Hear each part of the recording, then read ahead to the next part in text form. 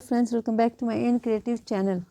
बरसात की उस दोपहर जब घर में बच्चों का शोर, रसोई की गर्म भाप और दिल की उलझनों का तूफान एक साथ उमड़ रहे थे, हरिशंकर की किस्मत एक पुरानी थैली के रूप में उसका इंतजार कर रही थी।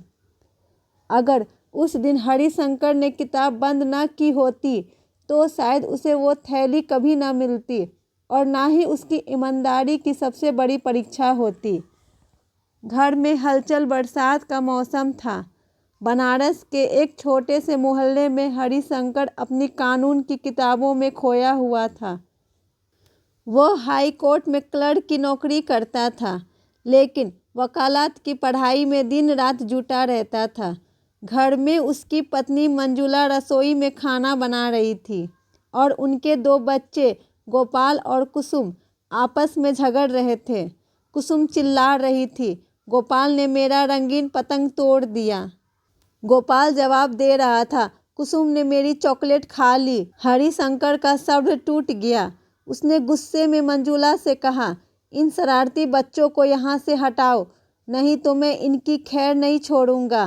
मंजुला ने तपाक से जवाब दिया, अरे सारा दिन किताबों में ही मुंह घुसाए रहते हो, जरा बच्चों को भी संभालो। मैं क्या इनकी 24 घंटों वाली नौकरानी हूँ? हरिशंकर के पास जवाब नहीं था। गुस्से में उसने किताब बंद की और पास के कॉलेज की ओर निकल पड़ा, जहाँ वह शाम की क्लास लेने जाता था। वो सोच रहा था, कितना शोर है इस घर में, कैसे पढ़ाई पूरी होगी। उसका मन अशांत था और सिर में हल्का दर्द भी शुरू हो गया था। सड़क पर मिला खजाना बरसात थम चुकी थी। सड़क के किनारे पेड़ हरे भरे चादर ओढ़े खड़े थे और हल्की ठंडी हवा में फूलों की महक तैर रही थी। हरिशंकर एक पहाड़ के पास रुका और एक बेंच पर बैठ गया। उसने किताब खोलने की कोशिश की, लेकिन उसका ध्यान आसपास की सुंदरता पर था। पेड़ों पर चहकती चिड़ियाँ, हवा में लहलाते पत्ते और दूर मैदान में खेलते बच्चे उसे किताब से ज़्यादा आकर्षक लग रहे थे। तभी उसकी नज़र घास पर पड़ी एक छोटी सी थैली पर गई। थैली पुरानी थी, लेकिन उसमें कुछ भारी सा लग रहा था। हरिशंकर का मन उत्सुक हो उठा। क्या हो सकता है इसमें, उसने सोचा। उसकी बुद्धि ने कहा, छोड़ दे, तेरा क्या काम। लेकिन जिज्ञासा ने जीत हासिल की। उसने थैली उठाई और धीरे से खोली। अंदर 8 चमचमाते सोने के सिक्के थे।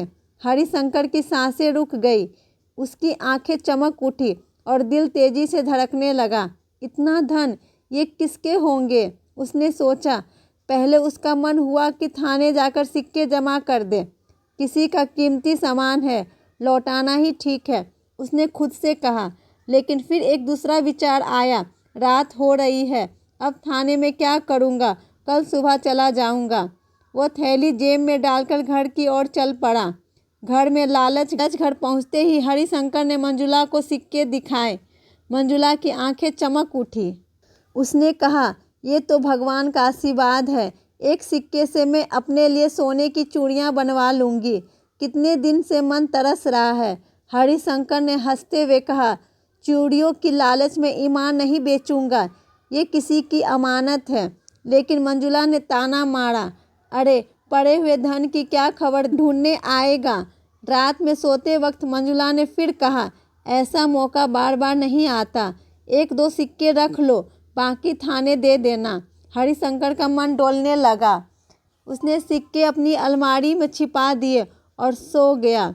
लेकिन नींद में भी वो बेचैन रहा। दोस्त की उधारी। अगली सुबह हरिशंकर थाने जाने की तैयारी कर रहा था कि उसका दोस्त रमेश घर आ धमका। रमेश ने अपनी परेशानियां सुनाई, घर का किराया, बच्चों की फीस और बाजार का उधार।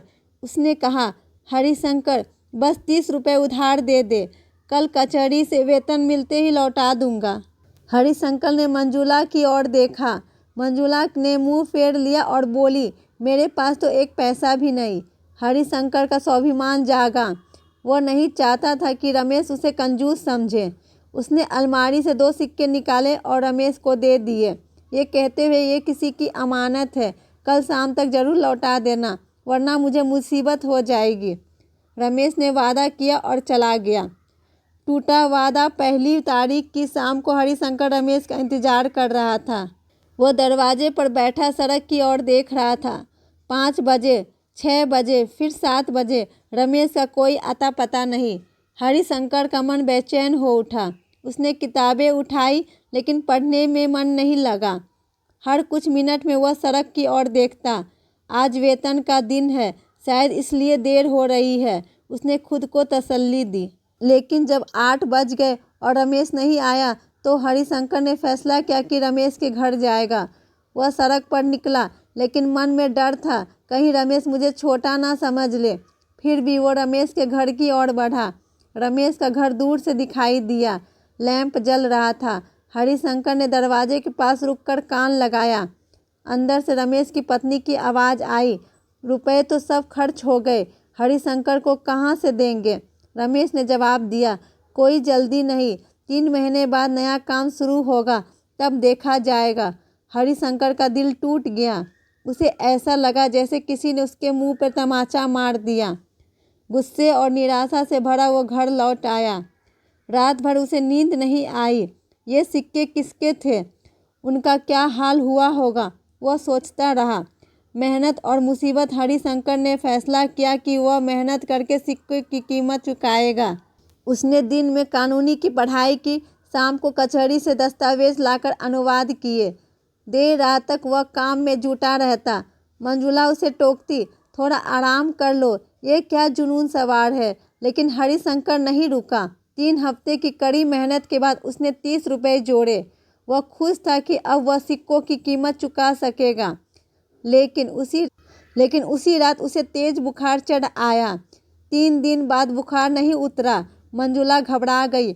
उसने डॉक्टर को बुलाया लेकिन दवाइयाँ बेअसर रही। मंजुला को शक होने लगा कि यह सिक्कों का ही श्राप है। उसने पास के काली मंदिर में जाकर पूजा। मंदिर में सत्य एक सुबह मंजुला बच्चों को लेकर काली मंदिर गई।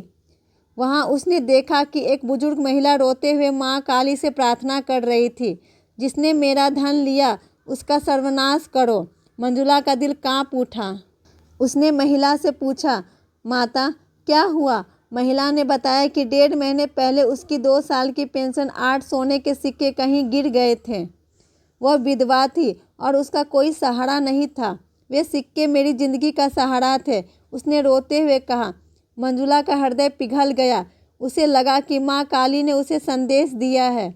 प्रायश्चित और शांति। मंजुला घर लौटी और हरिशंकर को सब बताया।